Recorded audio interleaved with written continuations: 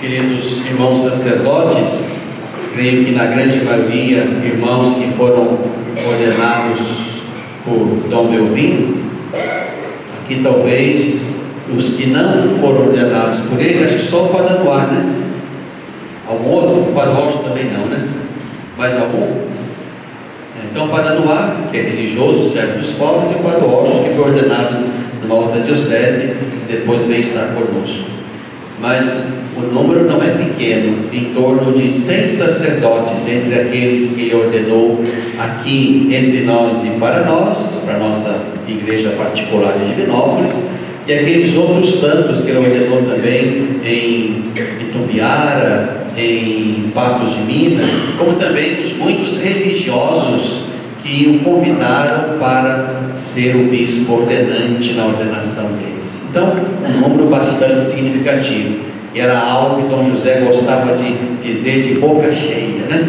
Eu ordenei quase 100 sacerdotes.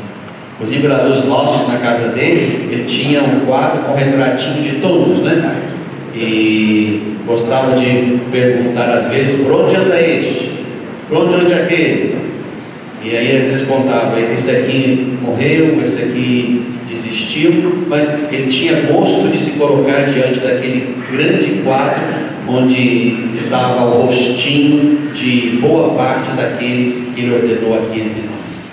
Deus é sempre providente, e hoje, recomeçando o tempo, começando o tempo comum, porque estamos exatamente na segunda-feira da primeira semana, então começando o nosso caminho de tempo comum neste ciclo, nos encontramos com este belo texto vocacional, tirado ainda do primeiro capítulo do Evangelho de Marcos. Aqui nos encontramos com o chamamento dos primeiros 4: Simão e André, Tiago e João. Olhando para esses 4 e tentando me perguntar, para agora dizer a vocês, com qual dos 4 primeiros Dom José se parece mais, e aqui, claro, é uma leitura minha, a sua leitura pode ser diferente, mas desses 4 iniciais, para mim, Dom Belvino era João.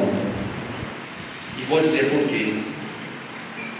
Dom Belvino, se eu fosse imaginar qual é a mão do apóstolo que está sobre a cabeça dele, numa longa tradição apostólica que remete o bispo que o ordenou numa cadeia para trás até um dos apóstolos, eu sugeriria e pensaria que fosse o apóstolo João. Por quê? Primeiro, que dos 12, ou dos 13, levando em conta Judas, dos 13, incluindo Matias, João foi aquele que, segundo a tradição, não morreu mártir. Morreu idoso, morreu velho, mostrando talvez até naquele texto onde os 2 irmãos Tiago e João disputam um lugar, direita e esquerda, e aí Jesus responde: não, isso aí é para quem beber do cálice, nós bebemos, é para quem o Pai designou os lugares. Ali nós estamos diante de 2 formas de morrer: morrer de uma vez só, resultado de uma opção radical que levou a uma morte radical, e Tiago representa bem esta morte, o martírio. E o outro jeito de morrer, que é morrer todo dia, morrer cada dia um tiquinho, até que chegue o último dia, não tirado à força, mas descansando na paz de uma vida que se extingue e não consegue mais avançar. Esta é a vida e a morte de João. E aqui eu acho que cai bem o perfil da vida e da morte de Dom Belvino. Não foi um mártir no sentido básico da palavra. Não foi alguém cuja vida foi arrancada à força pela violência do mundo. Não. Envelheceu como João. Envelheceu, gastou os dias, as energias, a inteligência, a fé, para anunciar o mistério de Deus, o reino que chegou. Por isso, na morte, Dom Belvino se assemelha a João. que segundo a tradição morreu bem velho, o último dos apóstolos a morrer, aquele que, digamos, fecha também, digamos assim, o ciclo normativo da revelação, com a morte do último apóstolo. Com a morte do último apóstolo, então se fecha a revelação. A partir dali, não se pode dizer mais nada que tenha brotado da boca de Jesus e que um dos apóstolos poderia ainda acrescentar ao depósito da fé. Então João representa, digamos assim, o fechamento da revelação de Jesus, como o último apóstolo que morre. Mas se não bastasse isso, e já bastaria isso para essa morte e essa associação ser possível, também há um outro dado. A quem Jesus confiou o cuidado da sua mãe no alto da cruz? Ao discípulo amado, que no final do quarto evangelho é exatamente remetido àquele que escreve, portanto João. E acho que não teríamos nenhuma dificuldade de perceber, o coração mariano que Dom Belvino tinha. Isso já foi mencionado, inclusive, aí ao longo do funeral dele, A própria Maria sinalizou isso em algum lugar.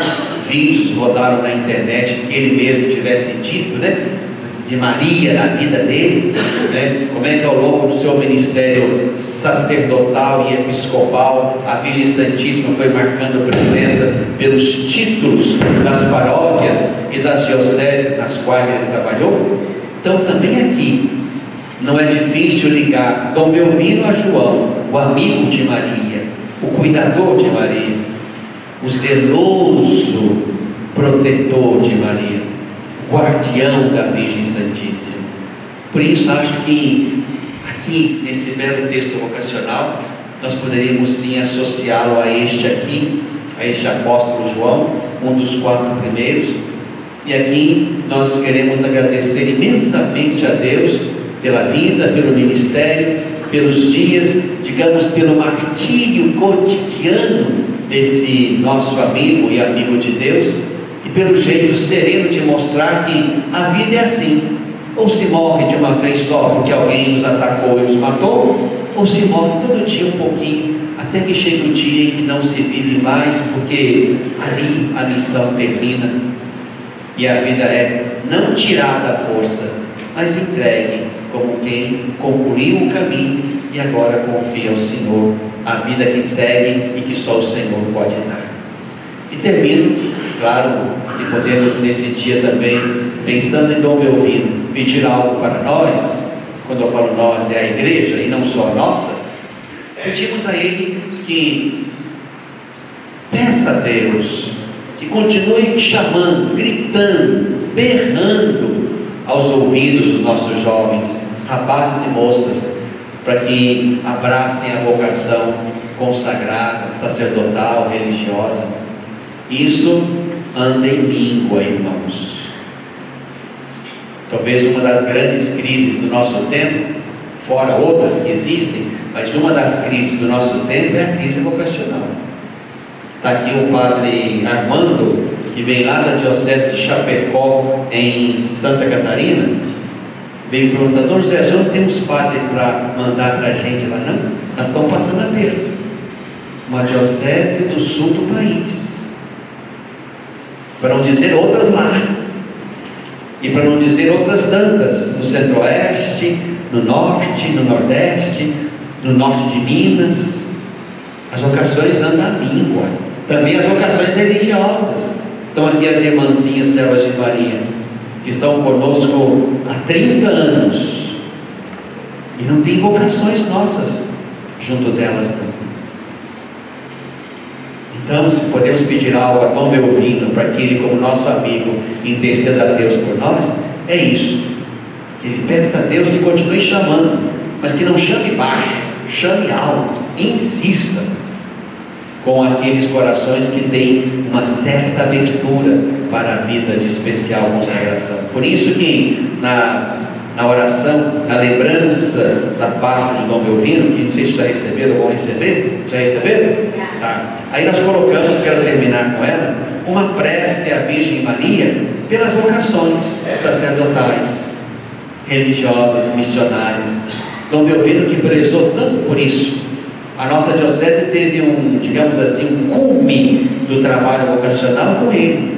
Quase então equipes vocacionais paroquiais, ainda sob os cuidados iniciais do Padre Gil, depois Dom Gil, depois outros vieram, né, no serviço posterior, dentre eles aqui o Padre Everaldo, o Padre Leonardo e outros, né? Então tivemos sim uma grande quantidade de ordenações, resultado de um trabalho vocacional bonito e fecundo. Então, termino convidando vocês a ficarmos de pé para rezarmos juntos a Deus esta prece, pedindo a Deus que, pela bondosa e insistente palavra de Dom Belvino, dita a Maria, aquela que ele amou tanto, de quem ele cuidou também a partir desta casa, que ele e Maria se apresentem a Deus insistentemente por nós, pela igreja, pelas dioceses, pelas congregações religiosas masculinas e femininas, para que não faltem vocações, para que o reino de Jesus, que ele, Jesus, inaugurou com a sua presença, a sua pregação, o seu ministério, que esse reino continue sendo anunciado e ampliado no meio de nós, pelas vocações consagradas, religiosas, sacerdotais, missionárias, de que precisamos. Rezemos juntos. Maria, minha Mãe Imaculada, chegando à plenitude dos tempos, na virgindade concebestes o Filho de Deus. Junto a José, na pobreza, o gerastes e educastes. Na obediência, o levastes para o Egito e Nazaré, e o acompanhastes até a morte na cruz. Fazei que tudo o que vós fostes outrora sejam hoje na igreja e no mundo os sacerdotes. Por isso, alcançai esta graça, que muitos de nossa juventude sigam generosos o vosso exemplo. Em sua virgindade consagrada, tornem-se fecundos na santificação do mundo. Em sua pobreza evangélica, sejam ricos em tesouros do Evangelho. Em sua obediência apostólica, irradiem a alegria da liberdade dos filhos de Deus. E vós, Virgem Santíssima, que sois medianeira de todas as graças, tudo alcançais do coração do Pai, porque sempre o pedis por intermédio do vosso Filho. Sabemos que é também por vossas graças que na Igreja de Cristo nascem novas vocações para a vida sacerdotal. Por isso mesmo, a vós confiamos o cuidado de implorar sempre mais vocações. Por isso também nós vos chamamos a Mãe dos Sacerdotes, Mãe da Igreja. Amém. Num pequeno silêncio agora, cada um ainda sentado, por favor, pode fazer memória aí no seu coração de alguma palavra bonita, de algum evento bonito, de algum encontro bonito entre você e Dom Belvino. No silêncio das nossas boas lembranças agora, vamos, como quem apresenta a Deus tudo isso, vamos colocando no coração de Deus as nossas muitas alegrias por termos um dia encontrado com este homem no caminho da vida, no caminho da vocação, no caminho da fé.